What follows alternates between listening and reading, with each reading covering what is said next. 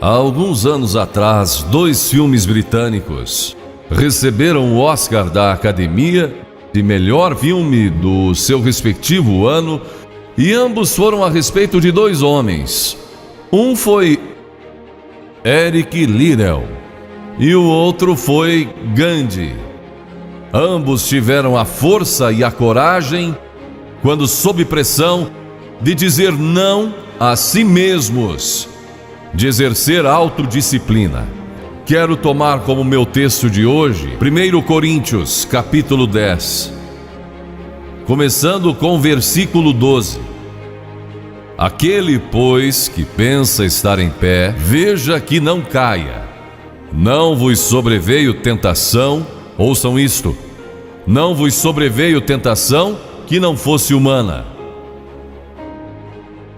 Todo ser humano enfrenta tentações no decorrer de sua vida, mas Deus é fiel e não permitirá que sejais tentados além das vossas forças. Pelo contrário, juntamente com a tentação vos proverá livramento, de sorte que a possais suportar. Deus provê o escape, se você conhece a Cristo.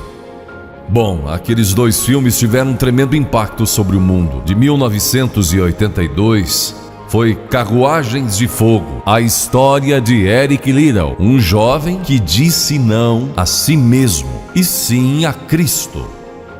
Ele surpreendeu o mundo quando se recusou a correr no domingo nas Olimpíadas de Paris de 1924. E vocês todos sabem que ele disse não até mesmo ao príncipe de Gales, que lhe pediu que corresse, porque ele era o homem mais rápido do mundo nos 100 metros. Mas ele disse não pelo dia ser num domingo e era contra suas convicções bíblicas escocesas. E recentemente foi comemorado o 60º aniversário da grande vitória de Eric Liddell nas Olimpíadas, porque ele correu nos 400 metros em que ninguém achava que teria chance, e venceu. E fizeram esse grande filme a respeito de sua vida. E o que muita gente não sabe é que a vida de Eric Liddell não se limitou àquela vitória, porque depois que se formou na Universidade de Edimburgo, quando partiu, a estação estava lotada de colegas e professores cantando "Saudai o nome de Jesus", porque Eric Liddell foi para a China como missionário. Foi capturado pelos japoneses durante a guerra e morreu num campo de concentração japonês. Mas naquele campo ele trouxe alegria e coragem a todos os prisioneiros, pois pregou para eles e cantou para eles, ministrando as suas almas. E ouvi dizer que estão preparando um outro filme, mostrando a sua vida ali, porque ele teve coragem de dizer não. O mundo ouviu falar dele, porque ele disse não àqueles que tentaram fazer com que abandonasse suas convicções cristãs pessoais. E eu penso em William Booth, há pouco mais de 100 anos atrás, que fundou o Exército da Salvação. Ele se converteu, tornou-se um vigário, pastor, e foi para as favelas de Londres, para as zonas da Luz Vermelha. Pregou entre a gente pobre, formou um pequeno grupo chamado Banda Aleluia, e ia às esquinas, e ia também às prisões. E alguns dos líderes religiosos da época não gostaram daquilo, e assim ele foi chamado diante de uma conferência de líderes religiosos e disseram: William Booth, você vai pregar onde nós o mandarmos, senão será excomungado. Ali estava ele diante daquela vasta assembleia de pastores. Que poderia dizer Catherine Booth, que se tornou tão famosa quanto ele, sua esposa, que estava na galeria, e abanou o seu lenço gritando: William, diga não!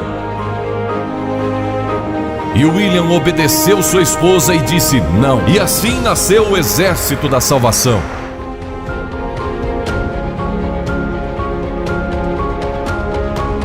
Lemos muitas histórias na Bíblia a respeito de jovens que disseram não e mudaram o curso da história. A primeira que quero mencionar, talvez nunca tenham ouvido falar. Seu nome foi Vasti e foi rainha da Pérsia, a esposa de Assuero, que reinou desde a Índia até a Etiópia. Pense em todo o petróleo que ele tinha e provavelmente nem sabia. Um dos monarcas mais ricos que já viveu. E ele deu uma grande festa que durou muitos dias. No fim, provavelmente já bêbado, ele ordenou que sua esposa Vasti viesse e ali dançasse para todos os seus convidados. E ela assombrou aquele grupo de líderes mundiais.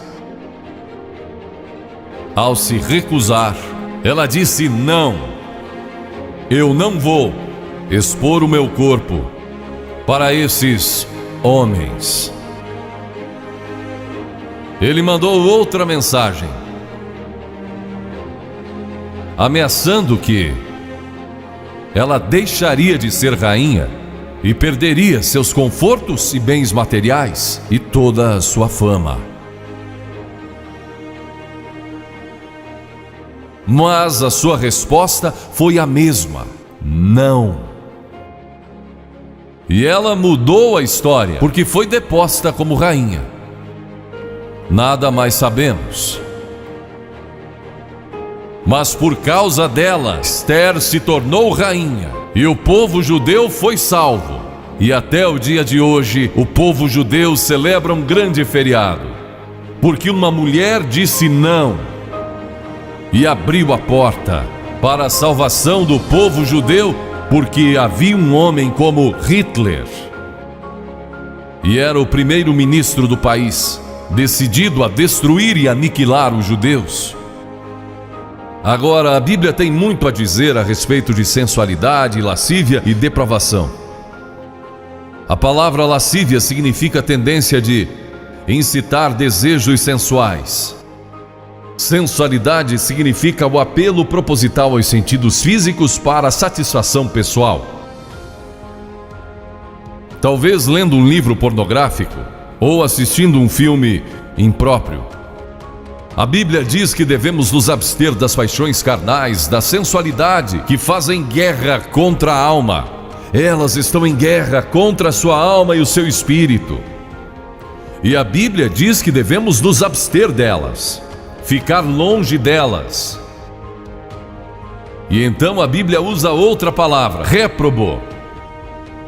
Agora isso se refere a pessoas totalmente depravadas, de consciências mortas ou cauterizadas. Não sabem mais orar, perderam a capacidade de discernir entre o bem e o mal. E em Romanos 1:28 lemos: e por haverem desprezado o conhecimento de Deus, o próprio Deus os entregou a uma disposição mental reprovável para praticarem coisas inconvenientes. Ou seja, Deus desistiu deles dizendo: vão em frente, gozem toda a depravação e a sensualidade que quiserem, não vou perturbá-los, ainda não.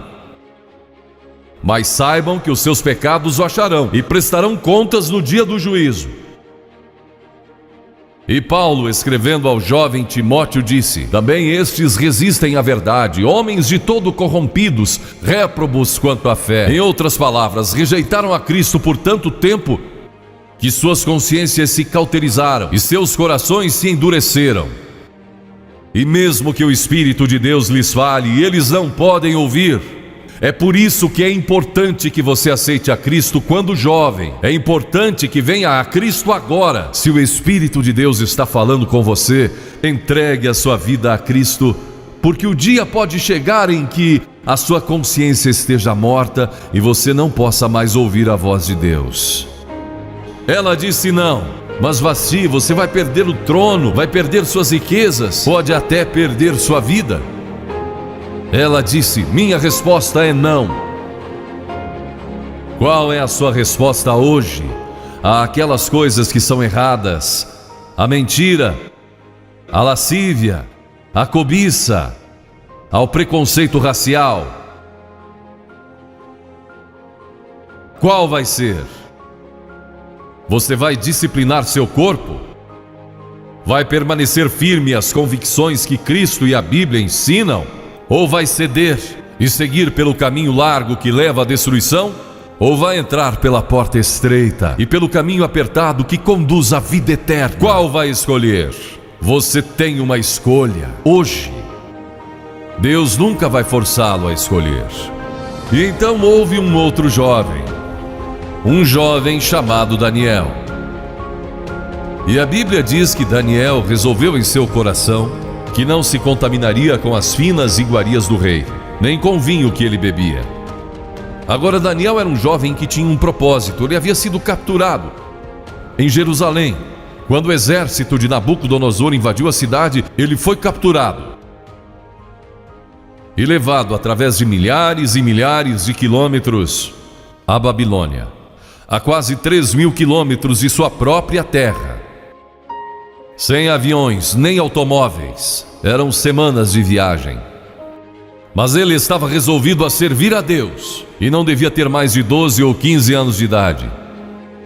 E Nabucodonosor, o grande rei, levara cativos de Jerusalém para a Babilônia e ordenou que aqueles jovens, em quem não havia defeito, de boa aparência, instruídos em toda a sabedoria, fossem ensinados em sua corte, para que ele pudesse usá-los. Ele queria usar aqueles jovens judeus porque sabia que eles tinham um dom especial. E durante o período de treinamento mandou que lhes dessem os melhores vinhos e as mais finas iguarias e todos os confortos disponíveis na corte de Nabucodonosor. Mas Daniel disse: não quero o vinho do rei e não quero as iguarias do rei. Quero dormir no chão, não numa cama de penas. Quero viver uma vida simples e também disciplinada. Que diferença dos que mal podem esperar pelo dia que posso sair de casa e se divertir, mas não Daniel. Daniel estava longe de casa e ninguém saberia se ele fizesse algumas dessas coisas. Ninguém saberia se ele tivesse uma namorada e dormisse com ela, ou se embebedasse com o melhor vinho do rei. Ninguém saberia lá em Jerusalém, e ele poderia ter se tornado muito popular. Mas esse primeiro não, quando jovem, preparou-o para o grande não, quando era primeiro-ministro da Babilônia, e foi lançado na cova dos leões, porque não abandonou sua fé em Deus. Nós nos contaminamos ao comer demais, ou ao nos embebedarmos, ou ao tomar drogas, ou gastando tempo demais assistindo televisão, ou indo aos cinemas. Jesus declarou em Lucas capítulo 21: acautelai-vos, para que nunca vos suceda que os vossos corações fiquem sobrecarregados com as consequências da orgia e das preocupações deste mundo, e para que aquele dia não venha sobre vós repentinamente. O apóstolo Paulo disse: não vos disponhais para a carne no tocante às suas concupiscências. E Pedro disse: porque basta o tempo decorrido para terdes executado a vontade dos gentios, tendo andado em dissoluções, concupiscências e em detestáveis idolatrias. A Bíblia diz que devemos disciplinar nossas mentes e também nossos corpos, e disciplinar nosso coração pela nossa fé em Cristo. E então houve um outro jovem chamado José, que foi vendido para o Egito pelos seus irmãos e se tornou escravo de um homem chamado Potifar. E Potifar tinha uma linda esposa, e José era forte e bonito. E em Gênesis, no capítulo 39, se quiserem ler a história, lemos a respeito da tentação de José. A esposa de Potifar se apaixonou por José, porque José se tornou mordomo de toda a casa de Potifar, cuidando dos seus negócios, e ela viu aquele belo jovem, viril e de boa aparência, andando pela casa e pelo jardim, cuidando dos negócios todos os dias, e ela o cobiçou. E disse: deita-te comigo. Ele disse: não. E acrescentou: não posso fazer isso ao meu senhor, que me confiou tudo o que tem, exceto sua esposa. Não posso pecar contra Deus, o Deus dos meus pais. Ele estava longe de casa, quem saberia?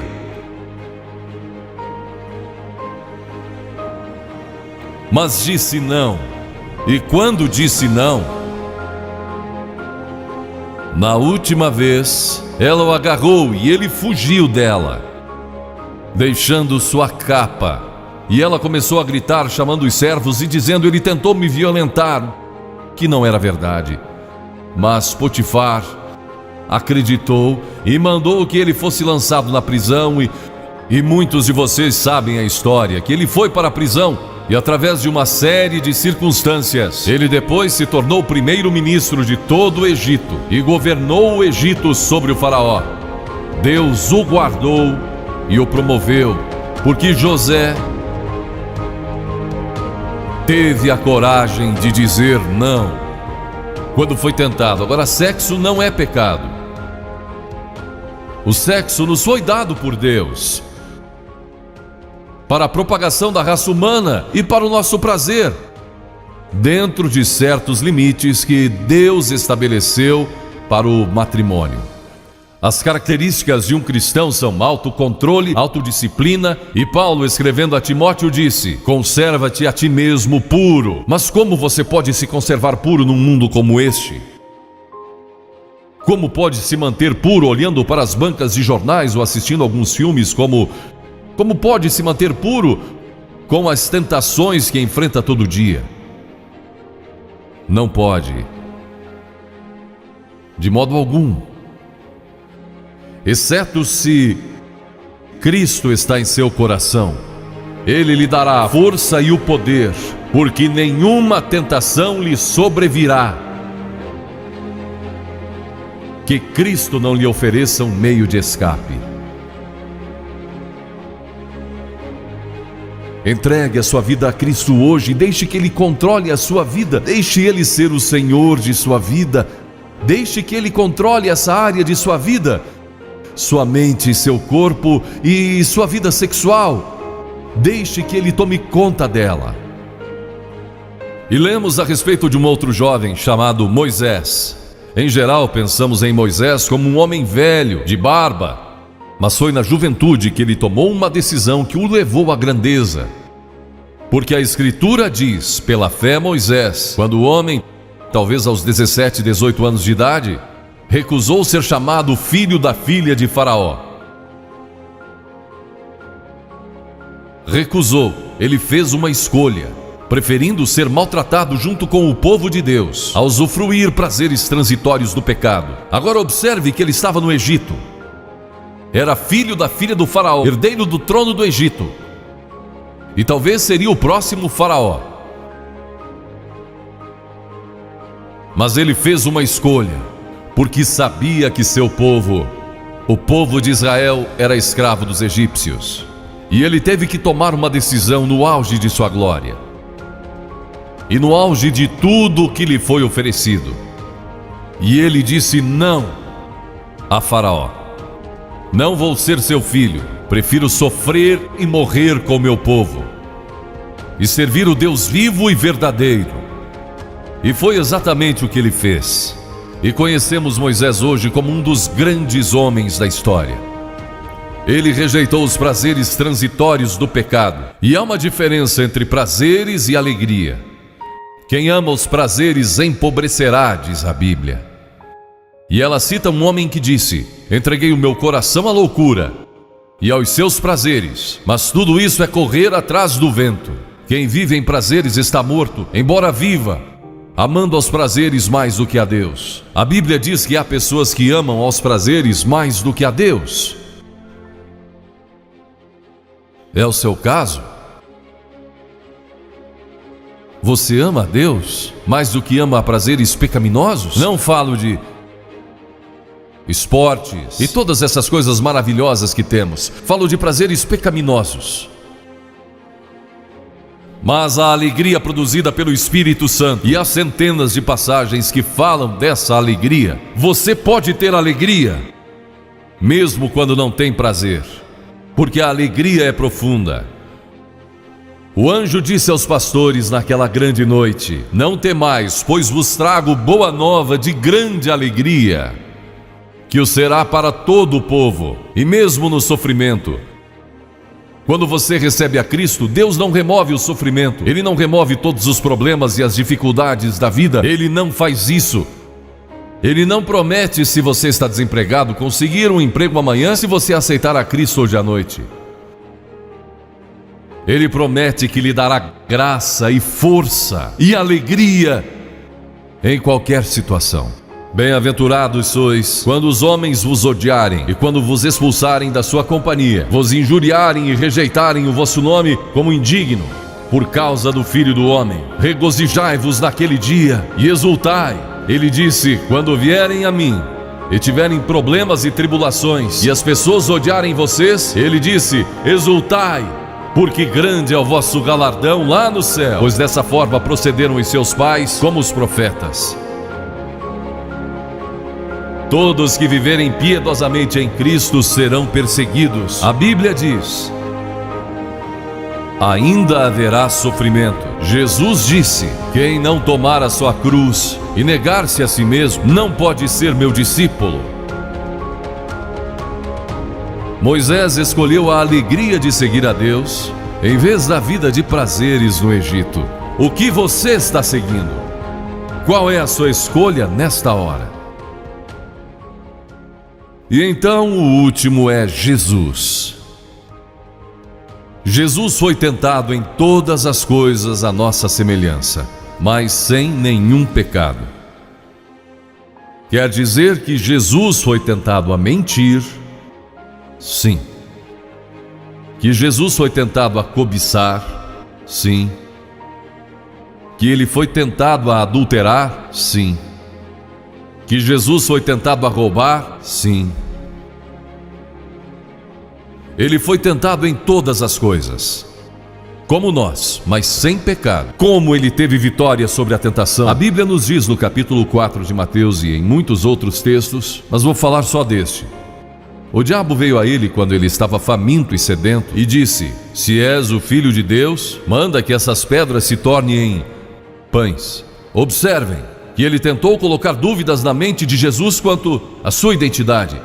Agora Jesus era o Filho de Deus, nascido de uma virgem, Filho de Deus, que foi ressuscitado dos mortos pelo poder de Deus e está vivo hoje. Mas o diabo pôs dúvidas em sua mente. Ele estava fraco e cansado e faminto, um ser humano. Ele não enfrentou o diabo como Filho de Deus, enfrentou como homem.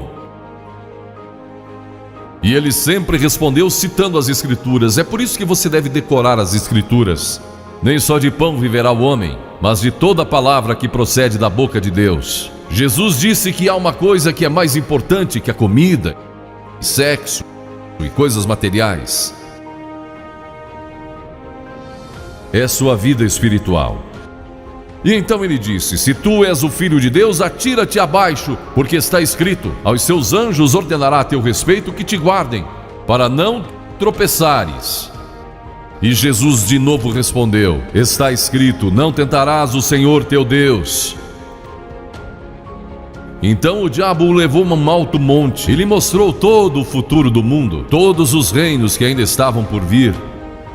Ele disse: se dobrares o teu joelho e me adorares, eu te darei todos os reinos do mundo e sua glória. Jesus não argumentou se ele podia fazer isso. O diabo pode dar-lhe qualquer coisa. Alguns de vocês estão vendendo as suas almas por nada, coisas sem valor. A Jesus ele ofereceu o mundo todo. Mas ele sabia que a cruz estava esperando por ele, e o único meio de salvação para o mundo era a cruz. Se tivesse obedecido ao diabo, nós nunca teríamos tido a oportunidade de sermos salvos e perdoados. Jesus teria tomado um atalho e nós estaríamos perdidos. Mas Jesus disse: está escrito, ou melhor, começou dizendo: retira-te, Satanás, porque está escrito: ao Senhor teu Deus adorarás e só a Ele darás culto. E assim o diabo o deixou, e anjos vieram e o serviram. Observe como Jesus enfrentou o diabo ao ser tentado. Primeiro, ele citou as Escrituras. Segundo, ele estava cheio do Espírito Santo. E terceiro, estava na vontade de Deus. Você está disposto a dizer não às tentações do diabo? Está? Pense nisso. E está disposto a dizer sim às declarações de Cristo, de que Ele é Filho de Deus e quer que Ele entre em seu coração e perdoe seus pecados, salvando? Eu sei que muitos de vocês foram batizados e confirmados. A maioria de vocês talvez sejam membros de uma igreja, ou se identificam com uma igreja, ou talvez vão a uma igreja 2 ou 3 vezes ao ano. Não sei se faz isso ou não, mas sei que muitos o fazem. Mas não podem declarar aqui hoje: eu sei que meus pecados foram perdoados, eu sei que vou para o céu. Deus está disposto a perdoar todo o seu passado hoje por causa da cruz.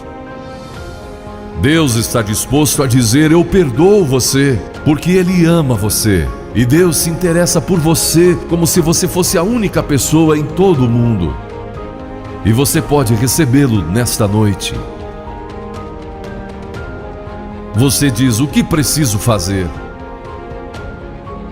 Primeiro, deve estar pronto a se arrepender dos seus pecados. O primeiro sermão de Jesus foi sobre arrependimento. E a palavra arrependimento significa mudança, mudar suas ideias, mudar seu estilo de vida. Deixar que Cristo entre e o ajude a mudar.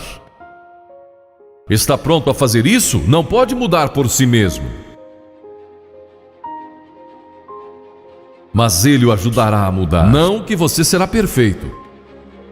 Significa que vai dar à sua vida uma nova direção. E Ele estará com você para ajudá-lo. À medida que você anda dia a dia com Cristo, você vai falhar e vai errar. Não vai ser perfeito.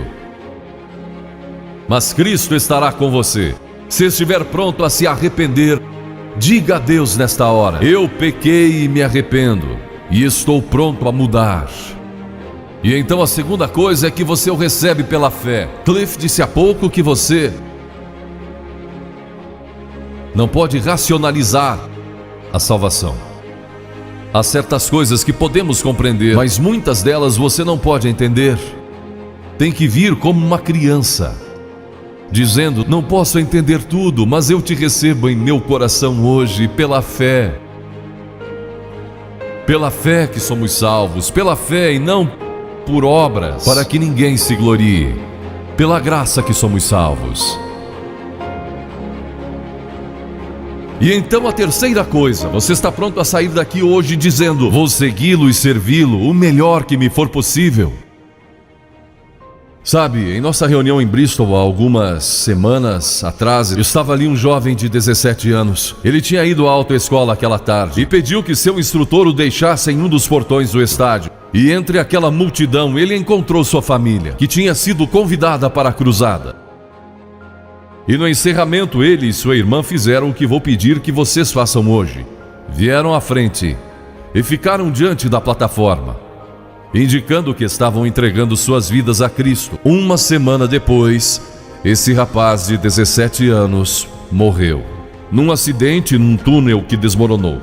Talvez até vocês tenham lido nos jornais.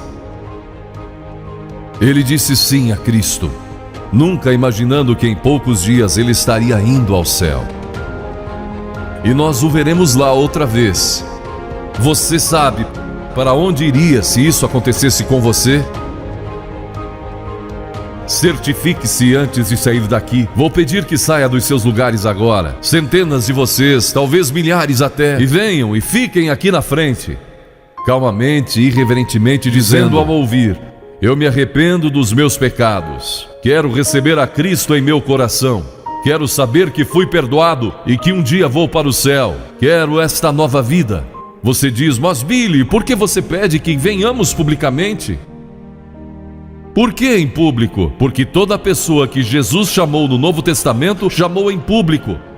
Ele disse: se não estiver disposto a me confessar diante dos homens, tampouco eu o confessarei diante do meu Pai que está nos céus. Jesus morreu publicamente por você, despido, sangrando diante de toda aquela multidão. Por você. Certamente você pode vir à frente hoje, declarar sua entrega a Cristo Não somente os jovens, talvez você tenha 70, 80 anos e Deus falou com você hoje. Levante-se e venha. Vamos esperar por você. Você que está assistindo pela internet no século 21, no Brasil ou em outras partes do mundo, também pode tomar uma decisão por Cristo agora. Entregue a sua vida a Cristo hoje. Tome a decisão que estas pessoas estão tomando, estas centenas de pessoas. Vimos mais de 3.000 pessoas todas as noites. Que Deus o ajude a tomar essa decisão hoje. E procure uma igreja mais próxima. Se o vídeo foi importante para você, dê o seu like, comente, compartilhe no seu WhatsApp ou Facebook e não esqueça de fazer a sua inscrição em nosso canal e acionar o sininho de notificações. Obrigado.